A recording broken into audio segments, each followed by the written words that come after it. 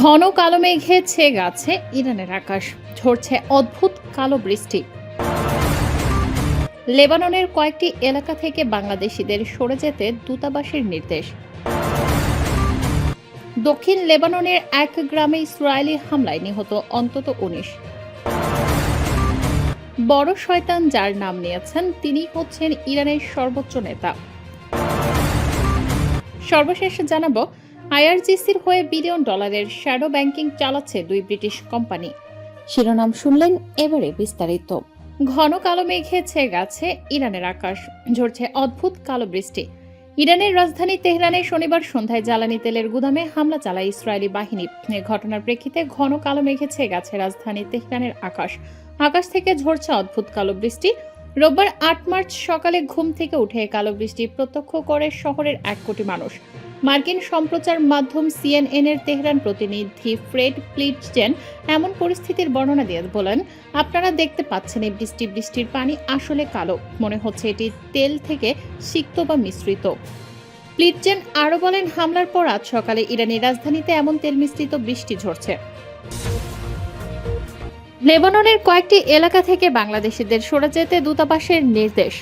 লেবাননের রাজধানী বৈরুতের দক্ষিণাঞ্চল বুরুজ আল বারাজনে এবং হাদাস এলাকা থেকে বাংলাদেশি নাগরিকদের সরে যাওয়ার নির্দেশ দিয়েছে বৈরুতের বাংলাদেশ দূতাবাস। যুদ্ধে ক্ষতিগ্রস্ত হওয়ার আশঙ্কা থাকায় এই নির্দেশ দেওয়া হয়েছে।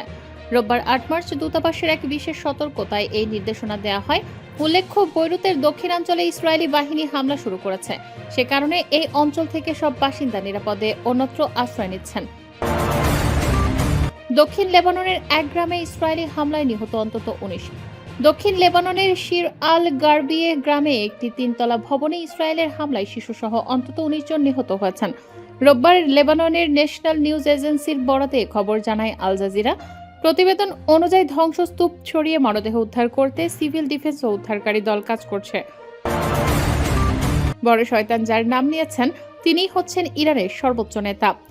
যুক্তরাষ্ট্র ইসরায়েলের হামলায় নিহত ইরানের সর্বোচ্চ নেতা আয়াতুল্লাহ আলী খামেনির উত্তরসূরি নির্বাচনের প্রক্রিয়ায় গুরুত্বপূর্ণ অগ্রগতি হয়েছে। দেশটির সর্বোচ্চ ধর্মীয় নেতৃত্ব নির্ধারণকারী সংস্থা অ্যাসেম্বলি অব এক্সপার্টস প্রায় সংখ্যাগরিষ্ঠ ঐক্যমত্যে পৌঁছেছে বলে জানিয়েছেন সংস্থাটির সদস্য আয়াতুল্লাহ মোহাম্মদ মেহেদি মীর গাভেরি। রোববার ইরানি সংবাদ মাধ্যম মেহের নিউজ এজেন্সিকে দেয়া এক সাক্ষাৎকারে তিনি বলেন, নতুন সর্বোচ্চ নেতার নির্বাচন নিয়ে পরিষদের সদস্যদের মধ্যে বড় ধরনের সমঝোতা তৈরি হয়েছে। তবে চূড়ান্ত সিদ্ধান্ত ঘোষণার আগে এখনো কিছু প্রতিবন্ধকতা রয়েছে, যেগুলোর সমাধান প্রয়োজন। এর আগে শনিবার পরিষদের এক জ্যেষ্ঠ আলেম জানান, ইরানের নতুন সর্বোচ্চ নেতা নির্বাচনের বিষয়ে আলোচনার জন্য সদস্যরা দ্রুতই সম্ভবত একদিনের মধ্যে বৈঠকে বসবেন। ইরানের গণমাধ্যমের প্রতিবেদনে বলা হয়েছে, সদস্যদের মধ্যে একটি বিষয় নিয়ে সামান্য মতভেদ রয়েছে। সেটি হলো চূড়ান্ত সিদ্ধান্ত কি সরাসরি উপস্থিত হয়ে বৈঠকের মাধ্যমে নিতে হবে, নাকি আনুষ্ঠানিক সভা ছাড়াই ঘোষণা করা সম্ভব। এদিকে নূর নিউজে প্রকাশিত এক ভিডিওতে পরিষদের আরেক সদস্য আয়াতুল্লাহ মোহসিন হায়দার আলী কাসারি বলেন, বর্তমান পরিস্থিতিতে সদস্যদের সশরীরে উপস্থিত হয়ে ভোট দেওয়া কঠিন হয়ে পড়েছে। তিনি আরও জানান, প্রয়াত সর্বোচ্চ নেতার দেয়া একটি পরামর্শ অনুসরণ করে একজন প্রার্থীকে ইতোমধ্যে বাছাই করা হয়েছে। সেই পরামর্শ অনুযায়ী ইরানের শীর্ষ নেতা এমন একজন হওয়া উচিত যাকে শত্রুরা ঘৃণা করবে, প্রশংসা করবে না। আইআরজিসির হয়ে বিলিয়ন ডলারের শ্যাডো ব্যাংকিং চালাচ্ছে দুই ব্রিটিশ কোম্পানি। যুক্তরাজ্যের দুটি কোম্পানি ইরানের ইসলামী বিপ্লবী গার্ড বাহিনীর বৈশ্বিক শ্যাডো ব্যাংকিং বা সমান্তরাল ব্যাংকিং কার্যক্রমের কেন্দ্রবিন্দুতে রয়েছে বলে ব্রিটিশ সংবাদ মাধ্যম দ্য টেলিগ্রাফের এক অনুসন্ধানে উঠে এসেছে। অভিযোগ উঠেছে, লন্ডনে নিবন্ধিত এই কোম্পানির দুটি মূলত একটি ক্রিপ্টোকারেন্সি এক্সচেঞ্জের ফ্রন্ট কোম্পানি হিসেবে কাজ করছে, যার আন্তর্জাতিক নিষেধাজ্ঞা এড়িয়ে আইআরজিসি সংশ্লিষ্ট প্রায় ১০০ কোটি ডলারের লেনদেন সম্পন্ন করেছে।